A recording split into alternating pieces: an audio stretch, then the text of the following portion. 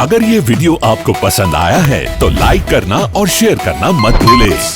Subscribe करें good star के YouTube channel और फेसबुक पेज को। ऐसे ही लेटेस्ट वीडियो पाने के लिए बेल आइकन पर क्लिक करना मत भूलें। બધું મહત્વ છે એટલા માટે થઈને આપને ગમે છે, પણ જ્યારે ભગવાનને જ્યારે જરૂર પડી અને ત્યારે કંઈ પણ દીધું છે, યુદ્ધ એ જ કલ્યાણ, અર્જુન આ બધાય મરેલા છે, હવે તું ખાલી શરૂ થા, હા ક્લેપ્યમ માસમાં, હા હવે તું આ બધાને તું હણી લે, એટલે એ જ કૃષ્ણને અને એ પાછા પ્રણવ બક્ષીની સુંદર મજાની કવિતા કે કૃષ્ણના જીવનમાં ક સાથે સતત સાતત્ય રહ્યું છે કે કૃષ્ણ મને એમ લાગે કે તને ક સાથે જ ફાવે, અને એટલા માટે મારી ભાષામાં સૌથી પહેલો ક આવે. કૃષ્ણ તને ક સાથે જ ભાવે. કૃષ્ણ તારી કુંજ ગલી ને એમાં ઉગ્યા કદમ, કૃષ્ણ તારી કુંજ ગલી અને એમાં ઉગ્યા કદમ, કાલિંદીનો ધરો નાક પણ એમાં કાલિય જ આવે. કૃષ્ણ તને ક સાથે જ ભાવે. કૃષ્ણ તારી સખી અને કોંતે તારો મિત્ર, કૃષ્ણ તારી સખી અને કોંતે તારો મિત્ર, કોઈ કુંતી અને ક્રૂરમાં કંસ, પેલો તો ક જ આવે. કૃષ્ણ તને ક સાથે જ ભાવે. ભગવાનને ક સાથે બહુ સાતત્ય રહ્યું છે.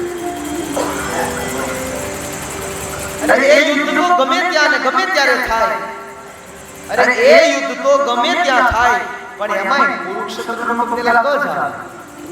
કદાચ જો વિપક્ષમાં હોય કૌરવો તો તને આવા દવા કરતા તને બહુ ભાવે. તને ક સાથે.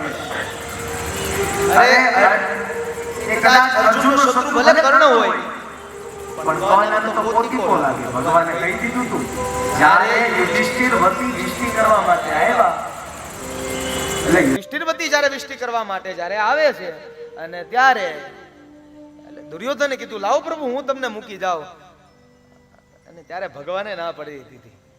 દુર્યોધન તારે મૂકવા નથી આવું, મને મૂકવા કર્ણ આવશે. કર્ણને કીધું તું આનો સાથ છોડી દે, આ અધર્મનું આચરણ કરે, તું આનો કેમ સાથ છોડી દે?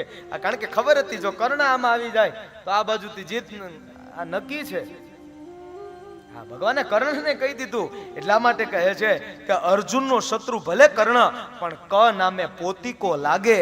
18 અધ્યાયમાં કર્મનો તો એક આખો અધ્યાય આવે. એટલા માટે કૃષ્ણ તને ક સાથે જ.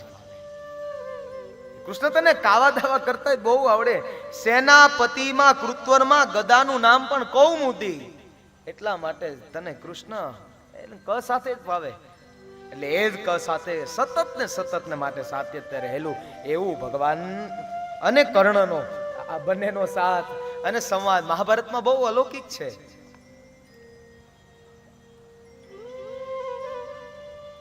જ્યારે ભગવાને આમ બાવડું આપ્યું ને કર્ણને કે કર્ણ તું આ મારું બાવડું ચાલી લે, ત્યારે કીધું કે ભગવાન મારે નથી ચાલવું બાવડું, જોવું તું ખરા.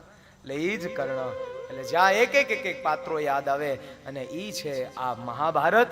એટલે હજી ધૃતરાષ્ટ્ર મર્યો નથી આપણા બધામાં. ક્યાંક ને ક્યાંક એ કાવા દાવા છે ને જ્યાં ત્યાં ધૃતરાષ્ટ્ર છે. જ્યાં પક્ષાપ છે આ મારું ના તારું, આ તારું ના મારું ઈ છે, અને ત્યાં એટલે ધૃતરાષ્ટ્ર છે. ત્યાં ધૃતરાષ્ટ્ર છે. એ 18મા દિવસે ભીમસેન અને દુર્યોધનની વચ્ચે એટલે જ્યારે ગદાયુદ્ધ થવાનું હતું, ચાલુ કહેશે, એટલે જ્યારે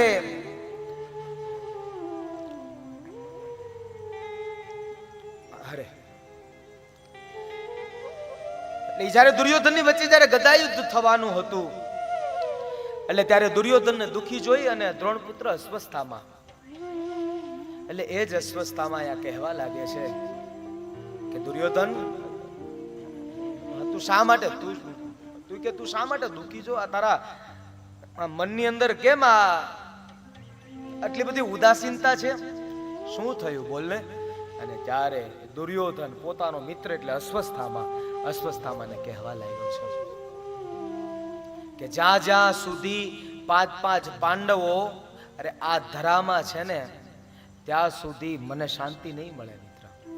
પણ કે વાત તો એટલી જ છે ને. હા કે વાત તો એટલી જ છે કે વાત એટલી હોય ને તો હવે તમે ચિંતા મૂકી દો. અરે હવે હું છું, હું સામર્થ્ય અરે ધરાવું છું, એને મૃત્યુને ઘાટે પહોંચાડી દઈ. રાત્રિનો સમય, અસ્વસ્થતામાંની નીતિ બગડી છે. રાત્રિનો સમય છે, અસ્વસ્થતામાં નીતિ બગડી. અરે ખડગ લીધું છે, જ્યાં 5 પાંડવો સુવે ને ત્યાં એની છાવણીમાં ગયા છે. જ્યાં 5 પાંડવો સુવે એટલે એમની છાવણીમાં ગયા. પણ ભગવાનને ખબર પડી ગઈ કે હમણાં અસ્વસ્થતામાં આવે છે. 5 પાંડવોને ઈ પેલા જગાડી અને બીજે અન્યત્ર સુવા લઈ ગયા. પણ હવે વાત રહી કે તો પછી જો ભગવાન 5 પાંડવોને ઉઠાડીને બીજે સુવા લઈ જાય તો એના 5 દીકરાઓ કેમ ત્યાં સુવે? આ પણ એક વાત છે, પ્રશ્નાર્થ છે. પણ કુરુક્ષેત્રના અરે એ યુદ્ધ, મહાભારતના યુદ્ધ પછી અરે 5 પાંડવો ના દીકરા 5 હજે દ્રૌપદીના જે સંતાનો એટલે 5 દ્રૌપદીના દીકરાઓની અંદર અરે મદ આવી ગયો, અભિમાન આવી ગયું. અને એ અભિમાનના હિસાબે કે ભગવાન છે એટલે આ જ ભાવથી એ 5 દ્રૌપદીના દીકરાઓ સુતા. એટલે જ્યાં જોવે ત્યાં અસ્વસ્થતામાં એમ થયું કે આ નક્કી એવું લાગે છે કે આ 5 એટલે હા 5 પાંડવો જ છે. એટલે ખડગ લીધું, ખડગ લઈ અને રાત્રિના સમયે અંધકાર છવાયેલો છે અને એવામાં 5 દ્રૌપદીના દીકરાઓના મૃત્યુના ઘાટે પહોંચાડ્યા. એટલું યાદ રાખજો જીવનમાં કે ક્યારેય અનીતિ ક્યારેય ન સુજાડતા. કદાચ નીતિ હશે ને તો નીતિની અંદર નારાયણ હશે, એટલું યાદ રાખજો. હા, નીતિની અંદર નારાયણ હશે, અનીતિની અંદર અરે નીતિના બિલ્ડિંગો બનાવેલા હશે તો એને પડાવવા માટે થઈ બહુ ઘણી બધી મહેનત લાગી જશે. પણ અનીતિના બિલ્ડિંગો બનાવ્યા હશે ને અને જો બિલ્ડિંગ હશે ને તો એને પડતાય વાર નહીં લાગે, યાદ રાખજો. કદાચ નીતિનો અડધો મળે ને તો એમાં સંતોષ હશે, શાંતિ હશે. પણ અનીતિનો કદાચ આખો મળી જાય ને તો એમાં શાંતિ ને સંતોષ નહીં હોય. અસ્વસ્થતામાંની નીતિ બગડી. જીવનમાં ક્યારેય નીતિ ન બગાડતા. આ દુનિયામાં તમે ગમે તેટલી ચાલાકી કરી લો પણ પરિણામ હંમેશાને માટે દાન જ પ્રમાણે જ આવે છે. અને આ દુનિયાનો નિયમ છે કે ખરાબ કરવા વાળાનું આખરે પેલા ખરાબ થાય. આ દુનિયાનો નિયમ છે. ખરાબ કરવા વાળો એ તમે કોઈ બીજા કોઈ સારા વ્યક્તિ જોઈને આપણે કોઈને તિલક કરીએ છીએ તો પેલા ચંદનવાળી આંગળી તો મારીને તમારી થવાની છે ને. હા, તમે કોઈ વ્યક્તિને અરે ન બોલવાના શબ્દો કહેશો તો ઈ પણ આવીને બોલી જાહે ને. હા, તમે એવા વ્યક્તિને કોઈને મેણા મારશો તો ઈ આવીને મારી જાહે. અસ્વસ્થતામાંની નીતિ બગડી.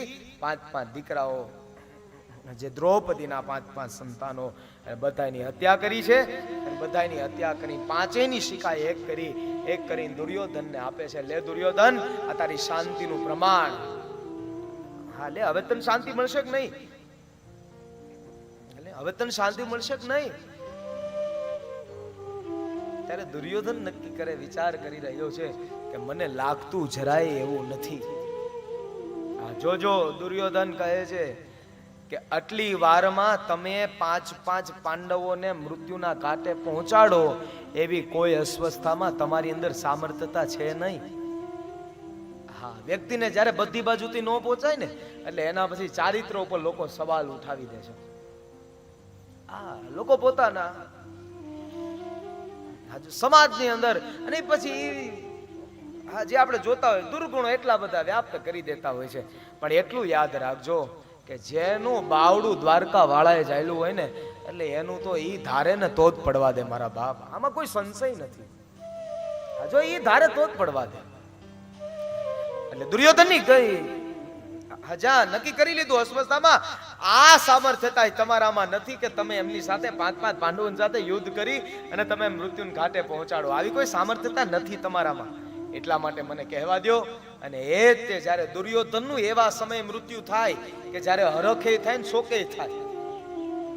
હા, એક બાજુને હરખે થવો જોઈએ, એક બાજુને શોકે થવો જોઈએ. આ જ્યારે બંને જ્યારે થાય એટલે ત્યારે એવા સમયે દુર્યોધનનું મૃત્યુ થાય. અહીંયા એક બાજુ હરખે છે, એક બાજુ શોકે છે. એટલે આમ જા કહી દીધું 5 પાંડવોના મૃત્યુના ઘાટે ત્યારે દુર્યોધન અસ્વસ્થતામાં કહે કે અસ્વસ્થતામાં કે એમાંથી કર્ણ, હા જોજો, એમાંથી અર્જુન અને એમાંથી મને ભીમ, એટલે અર્જુન અને ભીમનું બેનું મને મસ્તક આપો તો. જ્યાં આપ્યું ને એટલે ત્યાં દુર્યોધને પોતાના આંગળીના ટેરવા મૂક્યા અને થોડીક શક્તિનું પ્રદર્શન કર્યું. જ્યાં ફીસ આપી અને ત્યાં તો દુર્યોધનના આંગળા અંદર ખૂચી ગયા ખોપડીમાં. અને ત્યારે કહેવા લાગ્યો, આટલા પોચા એના મસ્તકો ન હોય જેને મારી આવી હાલત કરી હોય એના. આટલા પોચા ન હોય એના મસ્તકો, અને આટલા પોચા મસ્તકો તો ના જ હોય. આમાં કોઈ સંશય નક્કી કાંઈ ભૂલ કરી છે? જ્યાં જોવે ત્યાં તો 5-5 પાંડવોને નહીં પણ 5-5 પાંડુ પુત્રોને, એટલે દ્રૌપદીના 5-5 દીકરાઓને, હા 5-5 એટલે દ્રૌપદીના દીકરાઓને મૃત્યુના ઘાટે પહોંચાડો નહીં. હવે પસ્તાવો થાય અશ્વત્થામાને, પણ કરે શું? સવાર પડી દ્રૌપદીજી આવ્યા, જામ જામ કરે. અરે આજ તો માં જગાડવા માટે સંતાનોને આવી, અને ત્યારે જોવે ને ત્યાં તો ધડ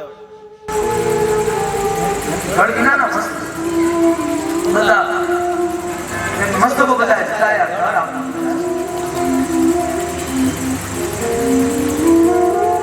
જ્યાં જોયું લોહીના તો ખાબોચિયાઓ ભરાઈ ગયા. જ્યાં લોહીના ખાબોચિયાને બધું જોયું ત્યાં તો મનથી વિચાર કરવા લાગ્યા, આવું કૃત્ય કોણે કર્યું છે? રુદન કરવા લાગ્યા. રુદનના પ્રભાવે અરે કુંતાજી આવ્યા, હથેળીઓ મતલે.